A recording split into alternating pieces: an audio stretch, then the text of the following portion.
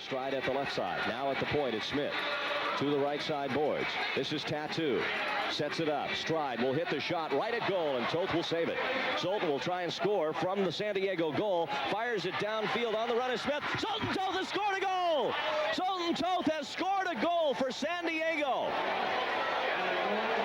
And it's 5-3, and it's all over.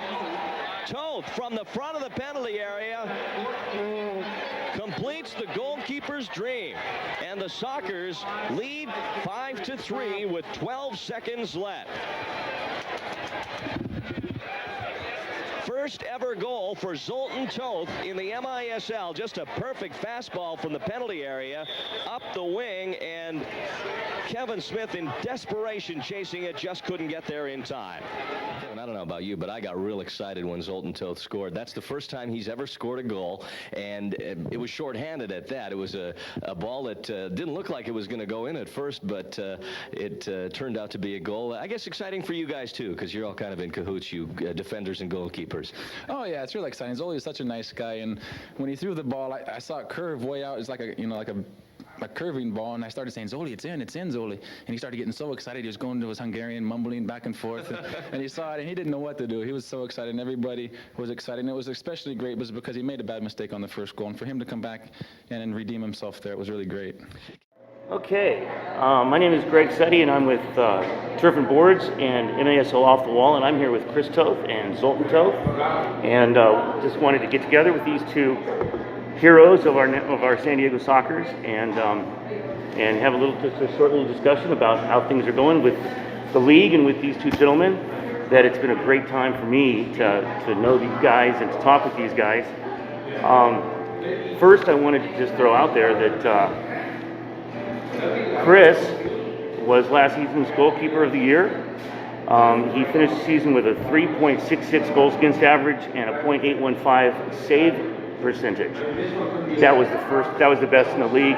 Got him the goalkeeper of the year. And his father was goalkeeper of the year in 1982 and 83, is what I'm reading here. That was with the New York Arrows. Yeah, so I want to talk to Zoltan a little bit first. And the reason I want to do that is because Zoltan came first. And I just want to throw that out. It's just been a great joy to over the years just be able to watch your career, and then Chris coming up along the way. You played in the Hungarian First Division? Yeah, First Division. I grew up in the same club, so from junior team, reserve team, all the way to the first team. So it took me 10 years from a junior to get to the First Division. Yeah. Wow. You came to the United States in the late 70s. 1979. What made that happen? What was that decision? You see, I played the Russian, European Cup game. Okay. I played against North Korea. Okay. And I played against Romania. We beat them out of the Olympics, Russia for the European Cup. The political games always I played. Right. So that was my main concern. I don't like the communist system over there. Right. I came for my freedom. What was so taken away. Was it a defection? Yeah, I defected in Spain in Cadiz in 1979. Wow. That's huge. That's huge. You played with the Arrows for their first 4 championships. Yeah. And that was the first 4 championships of this new indoor game. Yeah. How did that play moving from the outdoor game to the indoor game? Okay, so the Hungarians, at best they suspend me for 2 years, not to play, not to make any money. So 2 years is a lot of time for me. And the MISL wasn't sanctioned, so you could play in the MISL. That's what happened. Same thing with Jungle. So same thing. Jungle did the same thing. Right. So we could not play outdoor, so we ended up playing indoor soccer. I was training in Pennsylvania with the Pennsylvania Stoners. Okay. Wow. Funny name, but yeah, it's a funny name. They played the American Soccer League, but outdoor. So I knew from there Scott Manning, who I used to train. Yeah. And who was the other one?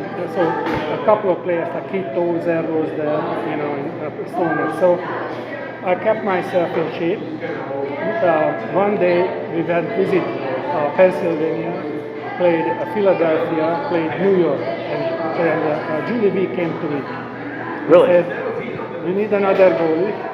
we have Chef Messi goalie, That's right. and why don't I just go down there one of the practice? And that was basically in a backup position to Chet Messing, wasn't it? Yes. So this is what happened. I went down to Aeros practice. I was a goalie. I scored 2 goals. Popovich wanted me right away. Wow. And that's what happened. I just left Pennsylvania Stoners. I no more. I was under contract with them, but outdoor. And the lawyers fight me out to play indoor. So the outdoor did not count any signature. So I signed a 4-year contract. That was very good the first 2 years. Then the ownership changed, and we started to sell the players. So Jungu, Segota, the big ones. Right. Well, so then that brings us to coming to the San Diego Sockers. Yeah. And did you follow those players here, or did they follow you here? Because I mean, all of a sudden, the San Diego Sockers are the New York Arrows. There is a secret, I went to Bob Bell. That time Yeah, I remember Bob Bell.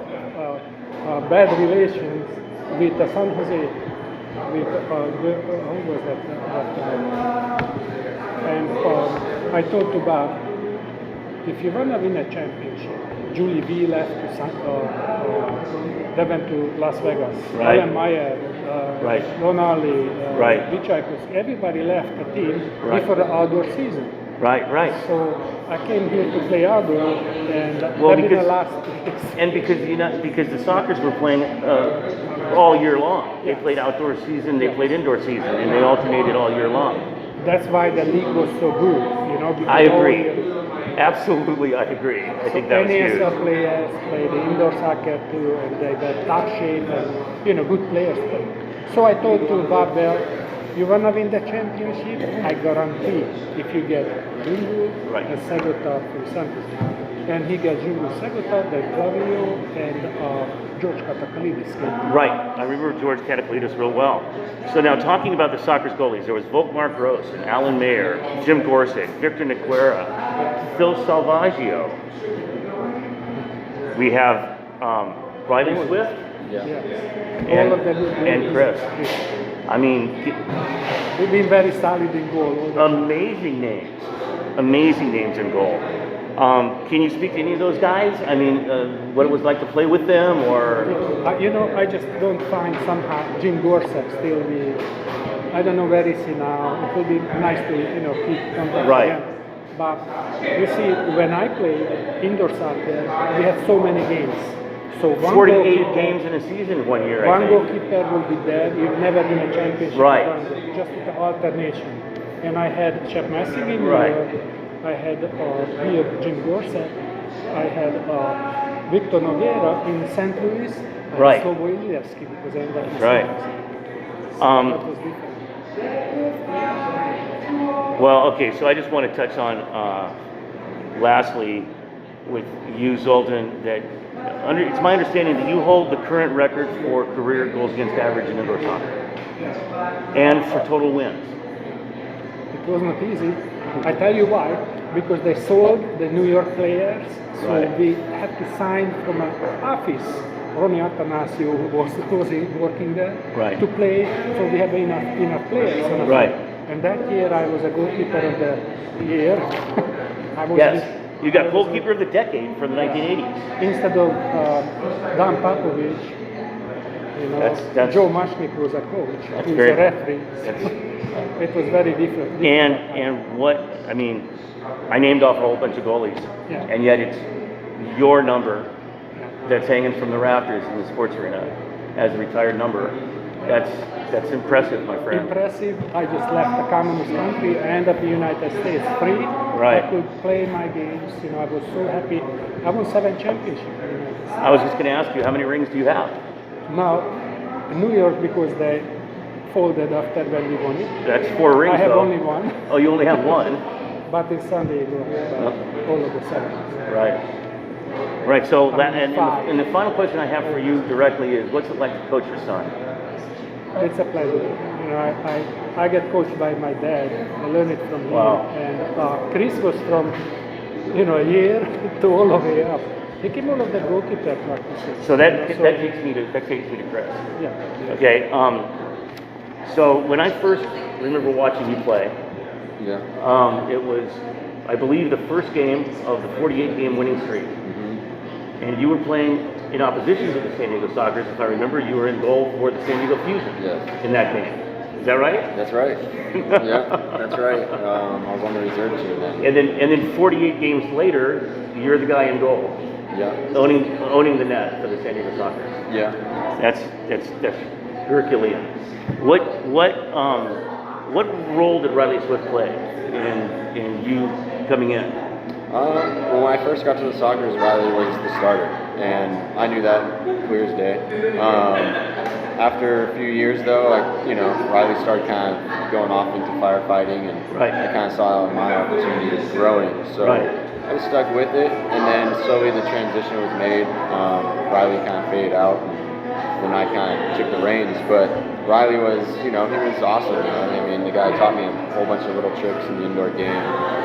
He was a very good goalie. My dad also trained him as well. Yeah. And he was a very good friend. So, Was he? Yeah. You guys were close? Me and him got very close, and he was a good friend. And, he showed me a lot. So a lot of my success, I feel like, came from Riley as well. That's really good. My son will be happy to hear that. Riley is his favorite player of all time. Now you don't know something. I sent Raleigh to Hungary to train with Vasas. Oh, really? Oh yeah. I didn't know Because, that. he was playing for the Rancho Bernardo Pegasus. I've been thinking about him with all these Junior fires. team. I didn't know if he's still playing, fighting fires, or what he's He's doing. in Ohio, I believe, yeah. Is he? He was 17, 18. So I we want sent him to Hungary. to ask you, what got you going into taking on beach soccer? So there was a tournament in Oceanside. Yeah, the U.S. Beach Soccer Championship. Yeah. Okay. And I don't remember, it may have been like 2011 or 12, but the Sockers were involved, and Phil called me, hey, you want to play? I was like, sure. And Nick Pereira was on the team as well for the Sockers indoor, but in this case, in the beach, the national team was playing in the tournament as well, and they selected him to play with the national team. Oh, really? So we ended up playing them in the final. In the final. And it was us, Sockers versus the U.S. team, and we ended up winning 4-3. And so That's crazy. After the game, Nick goes and talks to the coach and kind of gets my in, with the national team. So the next camp we go down to Mexico, and we go down there and we do well, and I do well, and after that it just that was it. Beach soccer kind of took off, and it was a whole new world pretty much for me. So that's starting goalie for the national team. Yeah. And that took you to Tahiti? Yeah. Before Tahiti, we had World Cup qualifiers in the Bahamas. You got a Golden Glove? We got Golden Glove, CONCACAF Golden Glove winner. We Wow. qualified, we won it. Went to the World Cup in 2013 in Tahiti. We did very well out there, even though we didn't qualify. Two teams in our group. One was placed second, the other fourth in the world. Wow. Being Spain and Tahiti. Wow. But it was an unbelievable event. My name, kind of grew after that. Yeah, it did. Through the beach soccer sport. And, Absolutely did. Now I'm ranked in the top 50 in the world in beach soccer. So That's impressive. Yeah. And that's also picking up sport. yes. It's a game that's getting a lot more attention Yeah. now. FIFA, of course, obviously FIFA sanctions the game. Yeah. And so every 4 years World Cup. Every 2. Every 2 years. Every 2 World years. Cup. Yeah. Okay. Now you just got back from Puerto Vallarta. Yes. What was that tournament? That was just a tournament. It's actually a well-known tournament. It hasn't been going on for the last few years, but they finally put it back on. Mexico hosts it. It's an unbelievable event. Last time I played in it was like 2014 in Cancun. One of the guys on Off the Wall today, I posted a picture, the picture that you Instagrammed of you and Nick. Yes. Okay, I posted that on Off the Wall, and it was to just sort of give a shout out to your camp that you're going to do, right? Yeah. And one of the comments on Off the Wall was that Mexico beat you in Puerto Vallarta. The what? That Mexico beat you in Puerto Vallarta. Yeah. Clearly, this was a Mexican guy who's one of our Mexican followers. Yeah. And he took a little bit of pride in throwing that out there, I think. They did beat us. You know what? It was a close game. It was neck and neck the whole game. I believe we were up for the whole game, and then they came back, they tied, then they got the go-ahead goal. And I actually hit one. I could have sworn it went in, but whether Nick was there on the line to pass it in, we tied it. And then we gave up a penalty kick in the last minute. And So they actually call penalty kicks in beach soccer? Oh yeah, there's because penalty they almost never call them in indoor soccer. Yeah. Yeah, in indoor soccer, penalty kick is very rare because the box is so small. And, Right. You know, there's not usually if the ball is in the box and somebody's on it, it's usually a shot's quicker. In beach soccer, there's so much space as the box. I mean, it's the first flag, which is 9 yards from the goal, all the way across. So And it's there's a a big whole lot of net space. too, isn't it? It's not your outdoor size goal, and it's not as small as an indoor goal. It's just kind of in between. Right. But yeah. So let me just talk about the current team. I'm noticing that we have a faster team this year. We've got more team speed. I'm also noticing that there's a lot of what used to be the mainstay for the Sockers, and that was team chemistry, the player chemistry from what on the field, knowing where each guy is going to be at the given time.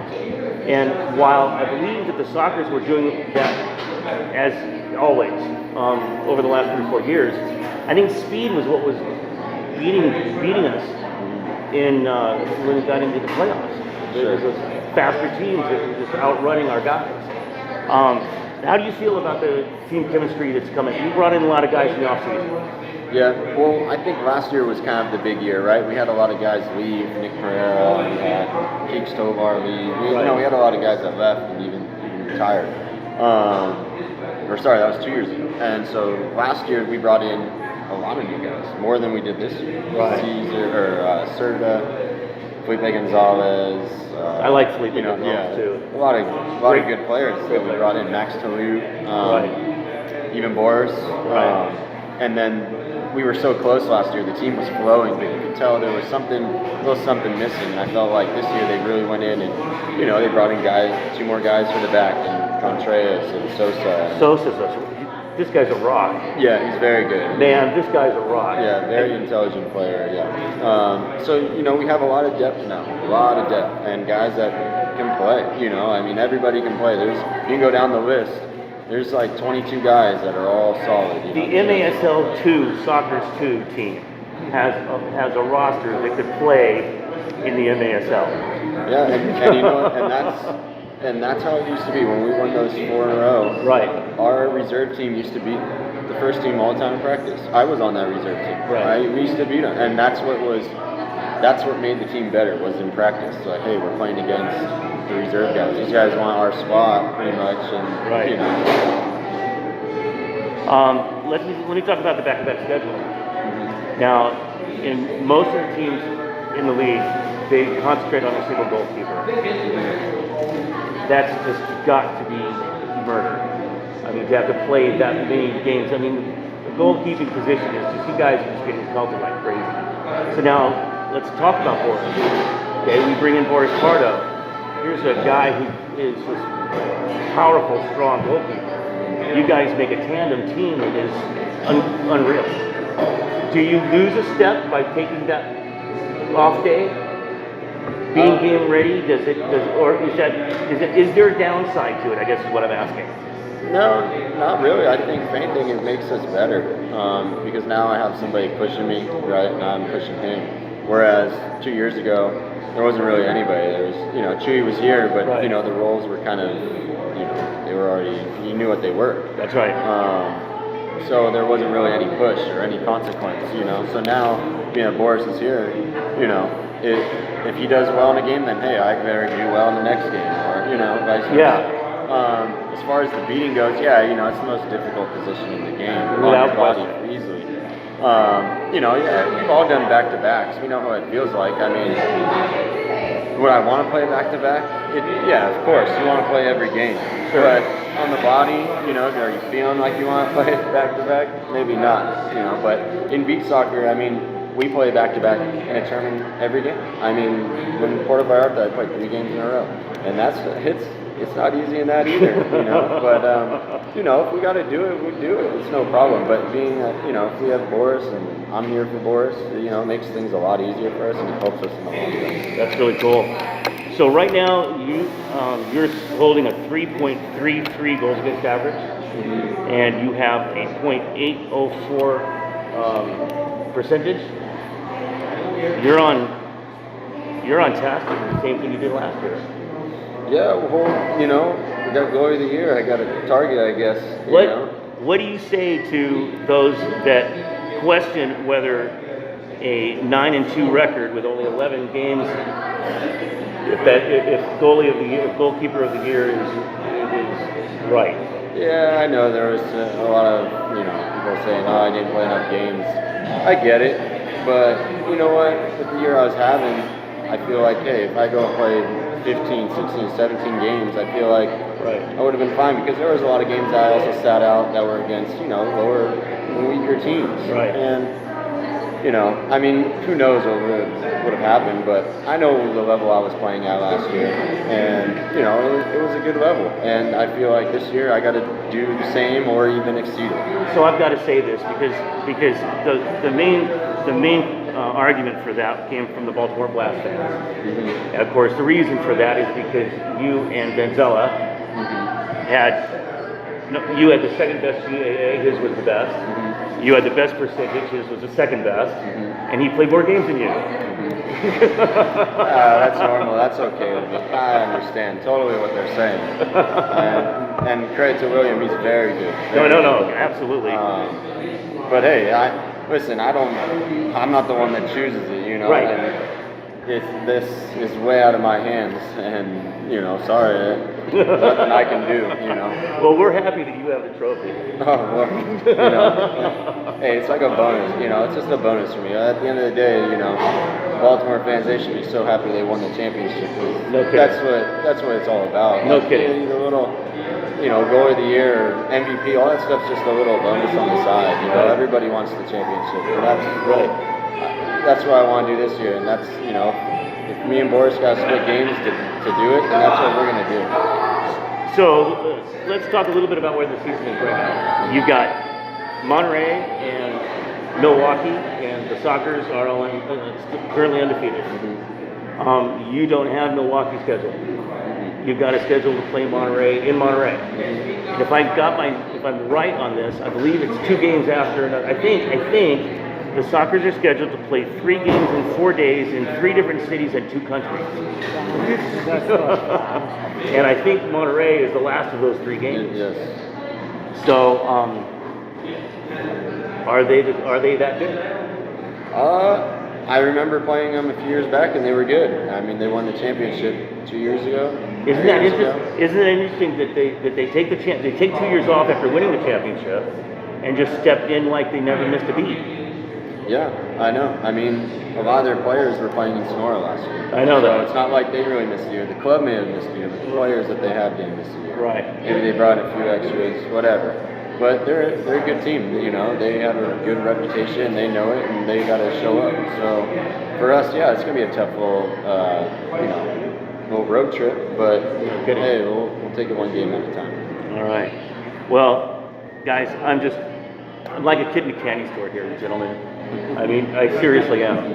This has been my passion as a fan since you and I were his age.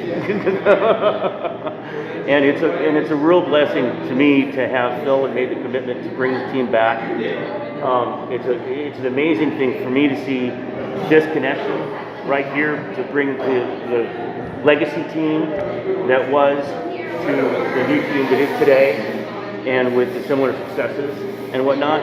But I want to just thank you both very much for coming and joining me tonight. Zoltan, You're welcome. Chris, My pleasure. thanks very much. Yeah, you're welcome. All right. Nice hustle across the field. Now into the box. Toth gone now. 3:55 left in the quarter. Long ball outside right into the chest of Chris Toth. That's Lima back for a shot blocked by Juan Gonzalez. Hops in the air for Toth to grab. Now Cisse gets it back to right wing. Boom! Oh, no! On the line, not in. Oh, my goodness. Sockers. It'll be cut back. Here's the bomb! Bar down!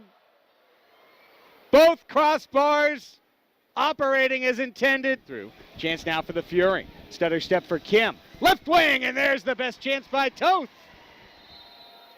Now Juan Carlos Gonzalez to Leonardo off frame. Well worked. Chance was there. Oliveira, so skillful. To the high middle. Turning try. Toth slowed it down, and then stopped it. Cordiero denied. It's the second time tonight we've seen a ball go through the 5-hole of Chris Toth, and neither of them have ended up with a goal for Ontario. Contreras was in the air. Back the other way. Wide open chance. Toth. 2 hands, now another. Leonardo didn't score. They must and did not. Stutter step move over to the wing, and Goncalves. Shot into the hands of Toth. Goncalves up top. Into the box. Nunez rolled it through wide. Toth is way out on a challenge. Miranda not remaining silent. Counter rush. Kick save Toth. And back the other way. Ontario wants to answer. Toth with fake the left.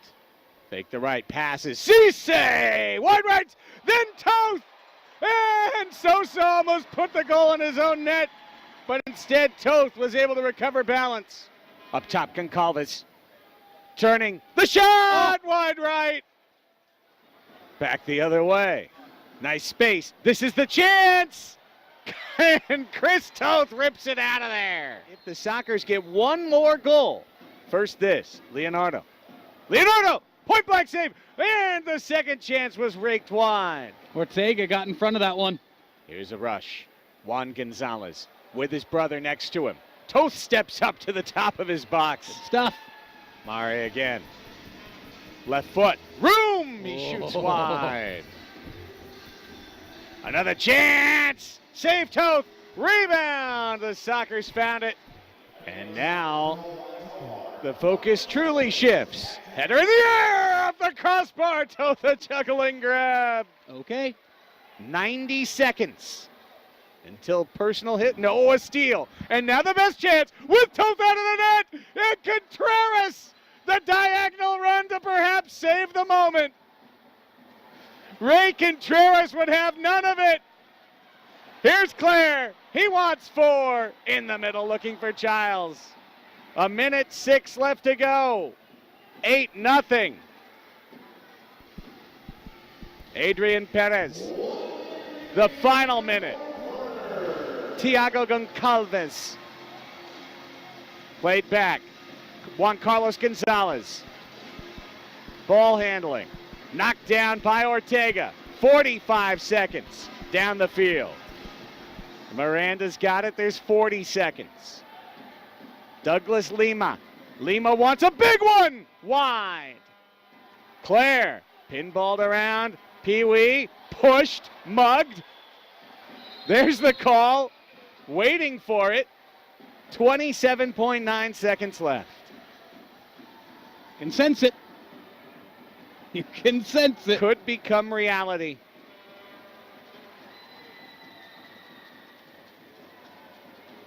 Toth saying, get that thing down there. Hold it. Contreras, the hero. Escoto cuts it back. There's 18 seconds. Contreras to John Sosa. There's 12 seconds. Chris Toth has the ball. He floats it forward. There's 8 seconds. Escoto in the air. There's 5 seconds. Escoto will shoot. Kick save Miranda. 2-1. Escoto on the last horn. Puts it in after the horn. But the true story is on the other side of the field. Chris Toth has a shutout. 8-0 full time. And for the first time in his career, Chris Toth takes the field and no balls go in his net.